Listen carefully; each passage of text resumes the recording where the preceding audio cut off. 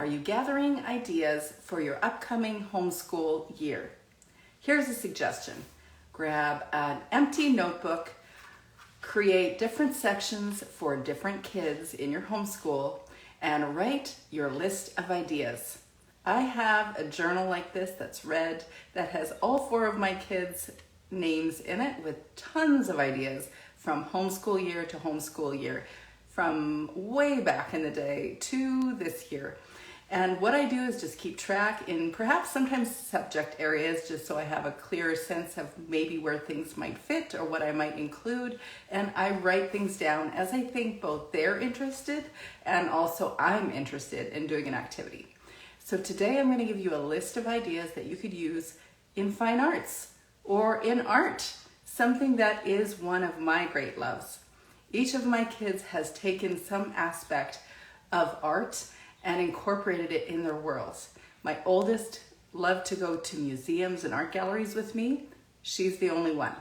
And everybody else has some form of actual hand, either lettering or creative interior design or drawing or painting interests that they tend to do when I'm not prescribing it. But here's a few ideas that I've got for you. Here is a book that you can find. It's called Klutz. This is part of a series called the Klutz series, Lettering in Crazy, Cool, Quirky Style. I loved doing this when I was a kid.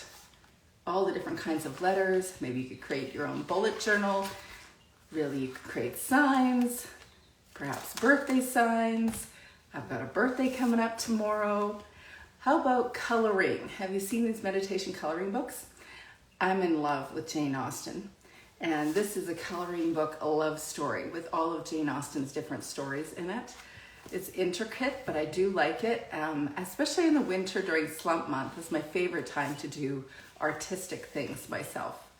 I've definitely got this very cool game called My Big Art Show, and inside of it is a very simple explanation of a different artist, when they drew, what kind of art they're in, or what kind of art history there is involved in that, and also how you actually see it and what you can critique in the art. And it's accessible to, say, a 7 to 10-year-old.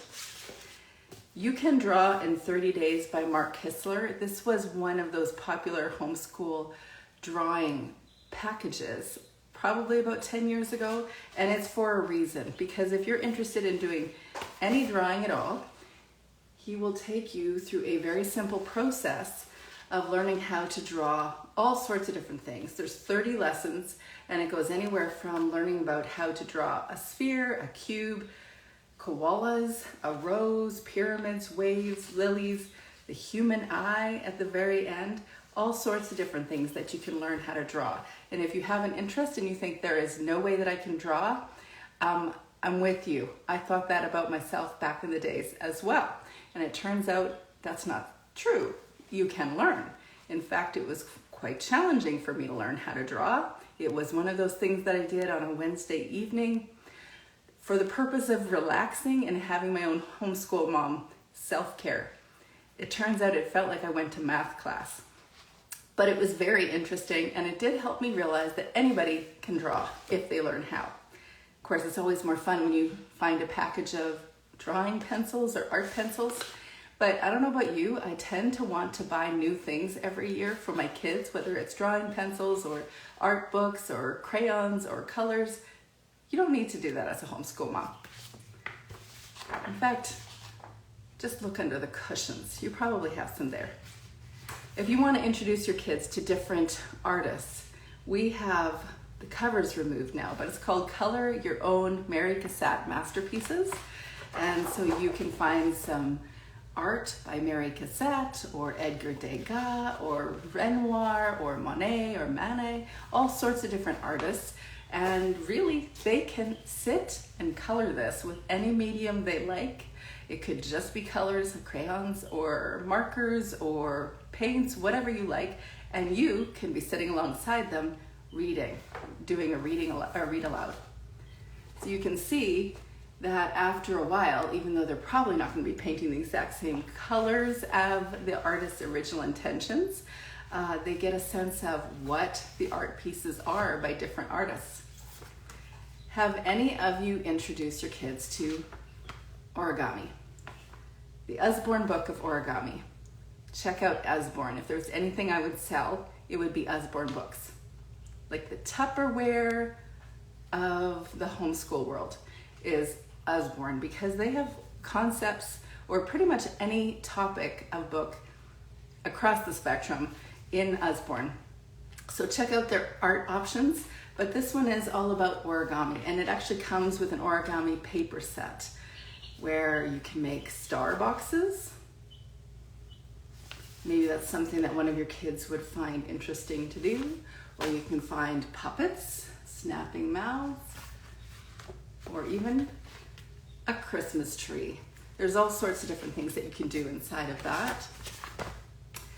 At times, I've had kids that were interested in drawing comics. You can find things like this, like a comic notebook. In fact, you can use this as part of your writing, because you can encourage your child to create a story and do it in the context of graphics. Really handy if they're not really comfortable doing their own writing yet, but they're still learning how to craft a story. So they just have these open spaces in here that you can begin to build a story. Let's see. Here's one that has something about Hogwarts. The key, just like with writing, is not to critique their art. Just enjoy it. Ask them about it. Be curious. Show interest. Mark Kistler's Draw Squad. This is also a super useful book that goes through, I think it's about 50 lessons, and very clear what you're supposed to do each day, but you can draw all sorts of things. And not only does it incorporate drawing and depth, and here we're talking about overlapping, but it actually introduces you to different drawing concepts, but it's also using comics and again into the graphics, and that is a very popular thing that's going on these days.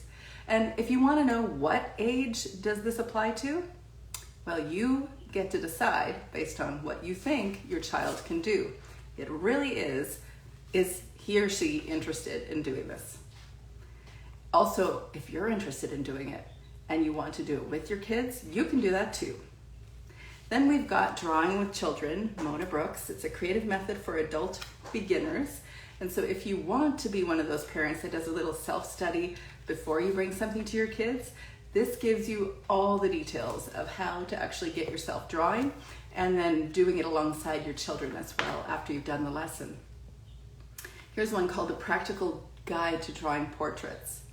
When I was in a drawing class, I was asked to, at the very end, we completed a project by drawing ourselves, and the drawing instructor had said to me, yes, that looks like you, but that's you when you're 80. You don't have to draw every single line in your face.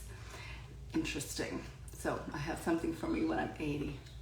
But this one is like setting up a portrait and all the details, but also rather abbreviated, so it's actually really easy to follow along. And you'll be surprised if you are not someone that draws, if you're not someone that is interested in this thing, well, then move along. But if you actually are interested in doing drawing and you think there's no way I could do this, I can tell you, if I could do it, you could do it. Because in kindergarten, way back in the day, when the kindergarten teacher asked me to draw something, anything, and they gave me that big fat red pen or pencil, I sat there thinking, what am I going to draw? So the only thing I could think about drawing was an AGT tower, an electrical tower, which is really like a cross. That's all I have. So if I can draw, you can draw. These are fun. I'm a personal fan of a lot of Impressionists. I named my bed and breakfast after the Giverny gardens of Monet's garden in France. And I love all of them though. And this is Vincent van Gogh's coloring book. And this coloring book not only enables you to be able to draw, but also use colors or maybe watercolors or pastels. and become familiar with the art. Here it says Vincent van Gogh's Starry Night looks as if it's moving. And then on the second page, would you like to paint the landscape during the daytime? And so it encourages you to paint as you see it here. Great for recognition and introduction of different artists. Now, if you have a child that is much younger and all of this is far beyond your child's skill, I've got one called Copycat Drawing Book by Sally Kilroy. See that? This book, very simple. Actually, somebody drew in the book here, but you can start with an elephant shape and keep moving towards the top there and finally get your final product, the actual full elephant.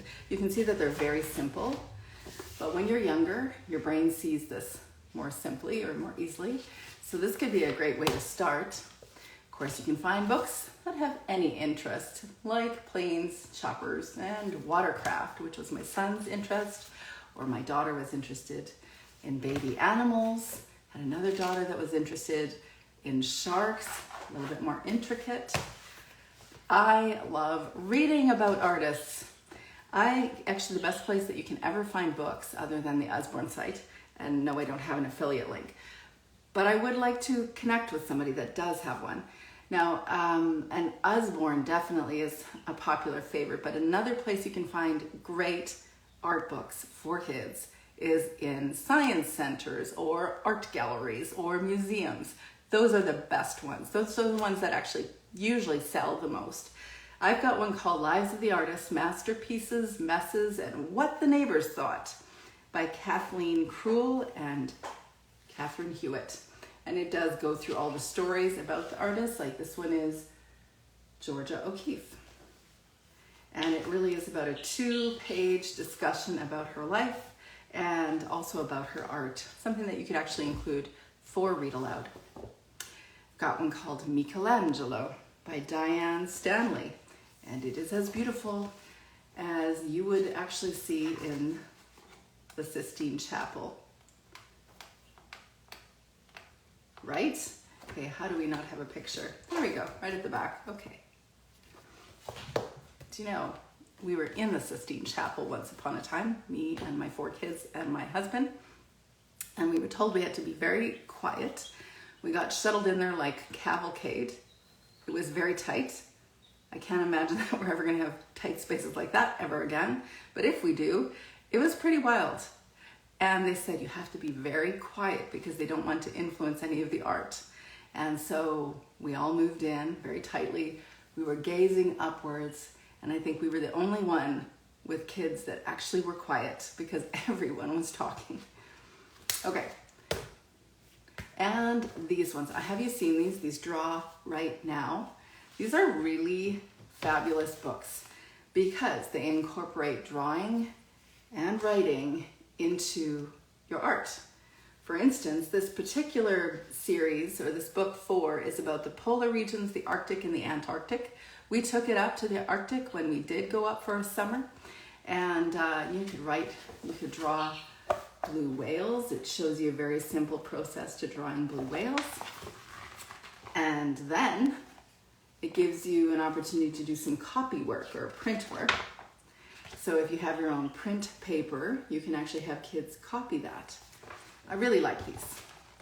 A drawing and handwriting course for kids.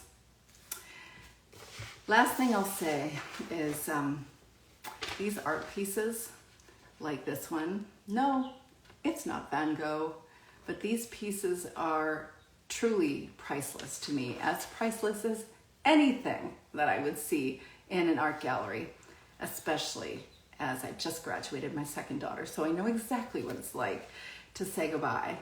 And I value every single one of these. These are beautiful pieces that really, it's just like building fun into your homeschool and building memories. And this is definitely a memory. So I wanted to share all those art tips that you could use, that you could include in your journal or your notebook to keep track of all the different ideas that you have in planning or in getting ideas, anyways, gathering ideas for your upcoming homeschool year. I've recently put together a Capturing the Charmed Homeschool course. The intention is to join in August for 4 weeks as a group to work together and actually plan for our upcoming year. Now, we could do this in so many different ways. You could do this independently, no question, but I'm helping you to begin and sustain your journey, because if you've been part of my Homeschool Mama Retreat, you know that I believe that you need to know why you're homeschooling in order for you to show up the way you want to homeschooling and actually enjoy the homeschool journey. Of course, we should say that though you're capturing the charmed homeschool, every day is not charmed, and I'm not suggesting it is. There are challenges along the way. Sometimes there's days of challenges, sometimes there's months of challenges, or like the past year, there's a year of challenge. This is reality, except that we really can reframe our challenges into our charms. So let's get started together. We're gonna build your confidence to make sure that you actually feel like you're doing right by your family, your homeschool family, creating an education for them that really does work for them and makes you feel good about what you're choosing to do for them. Really clarify your homeschool intention. As I have learned, not only is it the first year that you have to get a little clarity or vision about what you're actually going to do, but every year there's a different approach to why you're homeschooling. Even if the base word is the same reason that you're doing it every year, you have a different child, or you have different children, or you have a different approach to their education or who they are as people. They're growing up. You're becoming clearer on how you want to approach this. So let's build that confidence, because I don't think that you have to live with doubts as you're homeschooling. And let's plan for the real life challenges, the one that you're actually already having in your homeschool. Let's talk about those. So what can we do to make sure that you feel certain that this is the right thing to do? I can share all those things in August in my Capturing the Charmed Homeschool course. DM me if you're interested, and I hope these art tips are useful in your upcoming homeschool year.